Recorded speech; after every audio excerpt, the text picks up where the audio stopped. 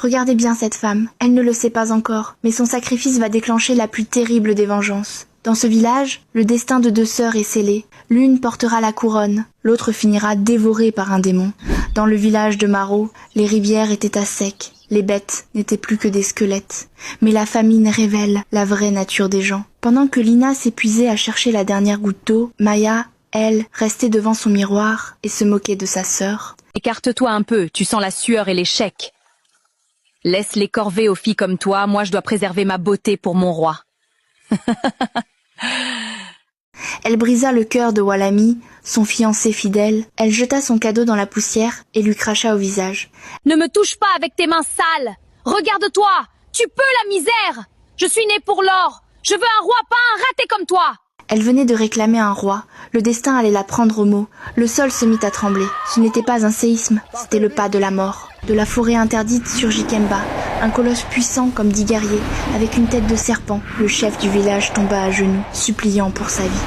Mais le monstre ne voulait pas de chèvre. Sa voix, grave comme le tonnerre, glaça le sang de tout le village. Donnez-moi une épouse, une fille au cœur pur. Si vous obéissez, je vous rendrai la pluie. Mais si vous refusez, je réduirai ce village en poussière. Avant le coucher du soleil, un silence de mort s'abattit sur la place. Tous les regards se tournèrent vers les jeunes filles. Maya tremblait. Elle savait qu'elle était la plus belle. Elle eut peur d'être choisie. Soudain, son regard tomba sur Lina. Une idée diabolique traversa son esprit. Lina, la sainte du village. Si le monstre voulait de la pureté, il allait être servi. Et Maya serait enfin débarrassée de cette sœur trop parfaite. Elle fendit la foule comme une flèche et pointa un doigt accusateur vers sa propre sœur. Un cœur pur? Regardez Lina, c'est elle la plus vertueuse. Elle n'a jamais péché. Elle se tourna vers la foule paniquée. C'est le sacrifice parfait pour sauver nos vies.